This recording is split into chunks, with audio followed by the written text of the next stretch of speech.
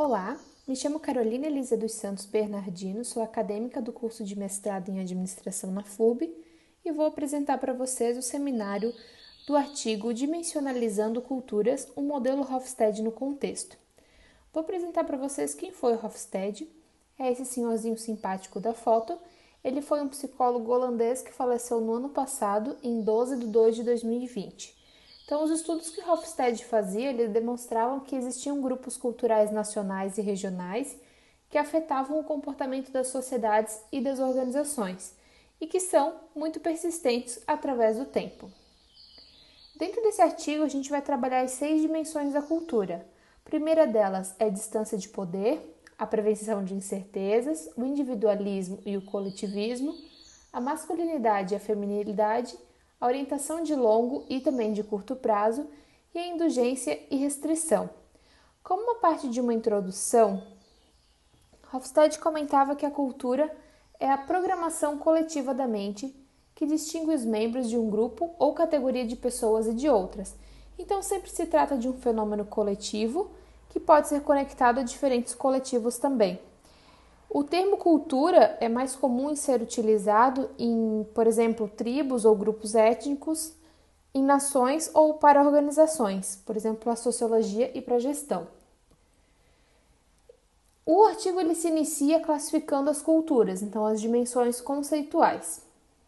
Então, o antropólogo americano, em 1976, Edward, ele dividiu as culturas de acordo com as suas formas de comunicação, sendo em um alto contexto, que eram muitas informações implícitas, e em baixo contexto, onde quase tudo era explícito. Com isso, os sociólogos americanos, Talcott e Edward também, em 1951, ali foi antes até, eles sugeriram que toda ação humana é determinada por 5 variáveis padrão, escolhas entre pares de alternativas. Então, podendo ser a afetividade versus a neutralidade afetiva, auto-orientação versus orientação para uma coletividade, universalismo, que é aplicar padrões gerais, versus o particularismo, que é tomar relações em consideração, a atribuição, que seria julgar os outros por quem eles são, versus as conquistas, que é julgá-los pelo aquilo que eles fazem. E a quinta seria a especificidade versus a difusão. Parson e Stills, em 1951, também afirmaram que essas escolhas elas são presentes dentro do indivíduo, faz parte da personalidade dele. Está também inserida no sistema social, que é no grupo ou numa organização, e na cultura, que seria o normativo. Os antropólogos americanos Florence e Fred, em 1961, dirigiram um estudo de campo em 5 pequenas comunidades, e eles distinguiram então essas comunidades em 5 orientações de valores. A primeira delas era uma avaliação da natureza humana, sendo dividida em mal, misto e bom. A segunda, a relação do homem com o ambiente natural circundante, subjugação, harmonia e maestria. A terceira, a orientação no tempo, que seria para o passado, presente ou futuro. A quarta, a orientação para a atividade, ser no devir e fazer. E por último, o relacionamento entre as pessoas. Com isso, os autores limitaram-se à cultura no nível das nações e resumiram todos os estudos sociológicos e antropológicos que tratam do que então se chama personagem nacional. E eles interpretaram como um tipo de personalidade modal, que era o mais comum, em uma sociedade nacional. O que Hofstede chamou de dimensões, eles chamaram de questões analíticas padrão. Então, da sua pesquisa de literatura, Euclides e Levinson, em 1969, destilaram 3 padrões, ou questões analíticas, que atenderam a esses critérios. Então, a primeira delas é a relação com a autoridade, a concepção de si mesmo, incluindo o conceito individual de masculinidade e feminilidade sendo o segundo, e o terceiro, dilemas ou conflitos primários e formas de lidar com eles, incluindo o controle de agressão e a expressão versus a inibição de afeto. A partir daí, então, a gente trata nesse artigo as abordagens empíricas e as dimensões de Hofstede. Então, em 1970, Hofstede teve acesso a uma grande pesquisa com um banco de dados sobre valores e sentimentos relacionados de pessoas de mais de 50 países. Essas pessoas trabalhavam na IBM. Então, a maior parte da organização foi pesquisada 2 vezes em um intervalo de 4 anos. E o banco de dados que eles tiveram acesso continha mais de 100 mil questionários. Então, foram feitas análises, encontrando fatores que revelaram problemas comuns com os quais os funcionários da IBM em todas essas sociedades tiveram que lidar. Então, eles encontraram 4 problemas centrais ali, e esses resultados empíricos eles foram muito semelhantes aos problemas analíticos padrões descritos no artigo de Inkeles e Levinson em 1969. Então, as 4 áreas de problema básico definido por Inkeles e Levinson e com o suporte empírico nos dados da IBM representam as dimensões das culturas nacionais. E com as pesquisas que foram realizadas seguintes, foi concluído então que seriam essas as dimensões. Então, os problemas encontrados foram a dependência dos superiores, necessidade de regras e previsibilidade, também associada a um estresse nervoso, o equilíbrio entre objetivos individuais e a dependência da empresa, e, por último, o equilíbrio entre os valores de ego e também valores sociais ali no meio. Há 6 dimensões de Hofstede, a primeira sendo a distância de poder, que foi relacionada às diferentes soluções para o problema básico do ser humano, a desigualdade. A segunda, a evitação da incerteza, que foi relacionada ao nível de estresse em uma sociedade em fase de futuro desconhecido. A terceira, individualismo e o coletivismo, que foi relacionada à integração dos indivíduos em grupos primários. A quarta, masculinidade e a feminilidade, que foi relacionada à divisão de papéis emocionais entre mulheres e homens. A quinta, orientação de longo prazo versus a orientação de curto prazo, que foi relacionada à escolha do foco para esforço das pessoas. Então, o futuro ou o presente e o passado. E, por último, a indulgência versus a restrição, que foi relacionada à gratificação versus o controle dos desejos básicos ali do ser humano relacionado a aproveitar a vida. Bom, então aqui a gente vai trabalhar sobre as dimensões de Hofstede individualmente. A primeira trata-se da distância de poder. Então ela foi definida como uma extensão em que os membros menos poderosos da organização e da instituição, como a família, aceitam e esperam que o poder seja distribuído desigualmente. Então isso sugere que o nível de desigualdade de uma sociedade é endossado pelos seguidores, tanto como pelos líderes. Então, a gente tem uma listinha aí de 10 diferenças entre sociedades distantes de pequenas e grandes potências. Eu não vou ler todas elas aqui para vocês, mas fica a imagem, caso vocês precisarem, deem uma pausa para verificar essas 10 diferenças ali, Dentro da prevenção de incerteza, então, a gente pode ver que evitar incerteza não é o mesmo que evitar risco. Trata-se, então, da tolerância da sociedade para a ambiguidade. Isso indica até que ponto uma cultura programa seus membros para se sentirem desconfortável ou confortável em situações não estruturadas. Então, a pesquisa ela mostrou que as pessoas em países que evitam a incerteza também são mais emocionais e motivadas pela energia nervosa interna. Temos também aqui um quadro com as 10 diferenças entre as sociedades de prevenção de incerteza forte e fraca. Dentro da dimensão de individualismo e coletivismo, a gente tem que o lado individualista, nós encontramos culturas em que laços entre os indivíduos são soltos, então espera-se que cada um cuide de si e de sua família imediata. E do lado coletivista, a gente encontra culturas em que as pessoas, desde o nascimento, elas estão integradas em fortes e coesos grupos. Muitas vezes famílias extensas, como os tios, as tias e os avós, que continuam protegendo-os em troca de lealdade inquestionável e se opõem a outros grupos. Da mesma forma que a gente vai ter um quadro aqui com as 10 diferenças entre as sociedades coletivistas e individualistas.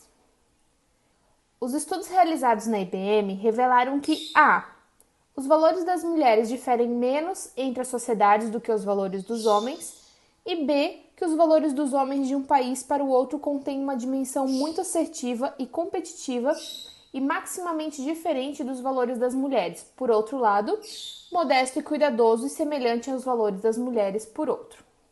Então, a seguir também a gente tem 10 diferenças entre a sociedade feminina e masculina. Dentro da orientação de longo prazo e orientação de curto prazo, a dimensão ela acabou sendo fortemente correlacionada com o recente crescimento econômico que obteve. Então, como nenhuma das 4 dimensões da IBM, que eram aqueles problemas, estava ligada à economia do crescimento, foram determinados apenas isso. E também temos 10 diferenças entre as sociedades orientadas a curto e a longo prazo. Dentro da indulgência e da restrição, então foi baseado em itens recentes da pesquisa de valores mundiais e é mais ou menos complementar à orientação de longo versus curto prazo. Na verdade, é fracamente negativamente correlacionada com ele. Então, ele se concentra em aspectos não cobertos pelas cinco outras dimensões que a gente citou, mais conhecido na literatura sobre pesquisa da felicidade. Então, a indulgência significa uma sociedade que permite gratificação relativamente livre de desejos humanos, básicos e naturais relacionados a aproveitar a vida se divertindo. Aqui a gente pode ver também, então, 10 diferenças entre as sociedades indulgentes e restritas. Outras aplicações, então, do paradigma dimensional. Então, de todas as dimensões de Hofstede, que foram as 6, a dimensão do individualismo e do coletivismo encontrou as reações mais positivas entre os psicólogos, que são especialmente dos Estados Unidos ali, que passou a ser o país com maior pontuação nele. As pontuações de individualismo e coletivismo foram fortemente relacionadas com a riqueza nacional, o que levou algumas pessoas à conclusão de que promover o individualismo em outras culturas contribui para o seu desenvolvimento econômico. O foco cultural na dimensão do individualismo versus o coletivismo acabou levando o Triandes, em 1995, a dividi-lo em individualismo horizontal e vertical. Essa divisão ignorou o fato que a dimensão de Hofstede de distância de poder grande versus a pequena, que já cobria ali o aspecto horizontal e vertical de uma forma bastante satisfatória. O paradigma dimensional pode ser aplicado em um outro nível que não o nacional também, em particular aos níveis organizacionais e ocupacionais, segundo Heimer e Merit, em 1998. Então, os dados qualitativos e quantitativos foram coletados em 20 organizações de trabalho ou partes das organizações na Holanda e na Dinamarca. E o estudo consistiu em 3 fases: entrevistas abertas, com uma seleção de informantes, questionários de escolha com todos, ou amostras aleatórias de funcionários, e também a coleta de características mensuráveis no nível da organização. 6 dimensões independentes, semelhantes às restrições conhecidas na organização sociológica, foram identificadas que descreveram a maior parte da variedade da organização prática.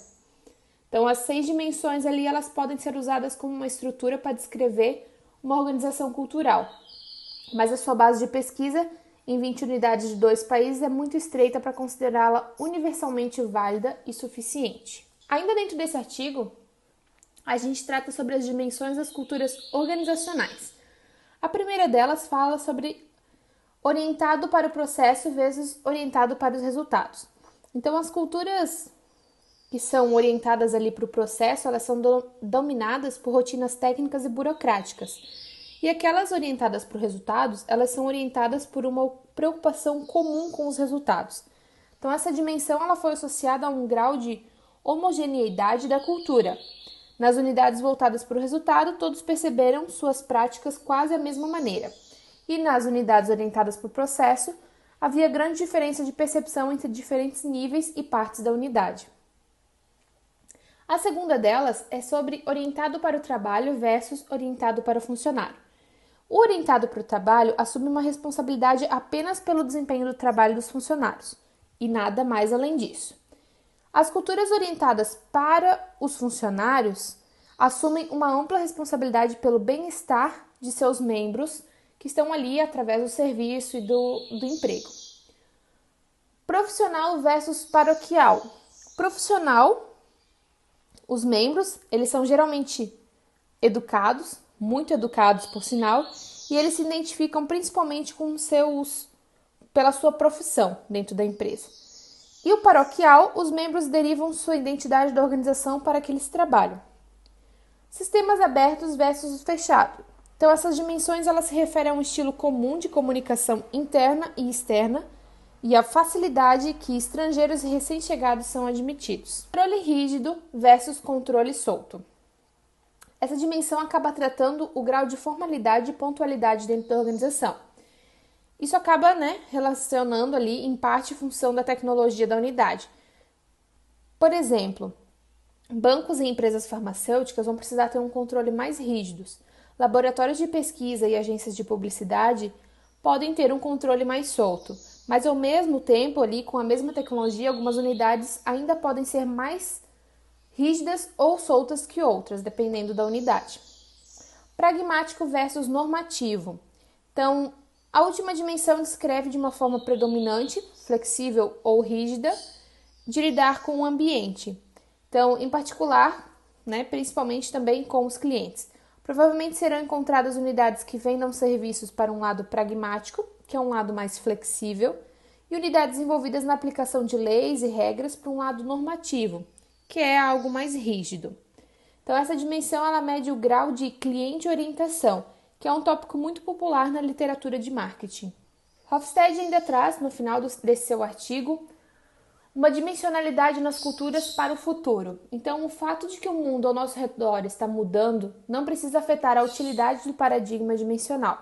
Pelo contrário, o paradigma pode nos ajudar a entender a lógica interna e as implicações das mudanças. Mas as dimensões adicionais só são significativas se forem ambas conceitualmente e estatisticamente independentes, aqueles já disponíveis. E eles devem também ser validados por correlação significativa com medidas externas conceitualmente correlacionadas. Alguns autores preveem que as novas tecnologias tornarão a sociedade cada vez mais semelhante, e a modernização tecnológica é uma força importante para a mudança cultural e acaba levando a desenvolvimentos parcialmente semelhantes em sociedades diferentes. Mas não há a menor prova de que elimina a variedade em outras dimensões. Pode até aumentar as diferenças, como uma base de sociedade de sistema de valores pré-existentes, que lidam com a modernidade e a modernização tecnológica de formas diferentes. Para hoje, nesse seminário, seria isso. Fico à disposição.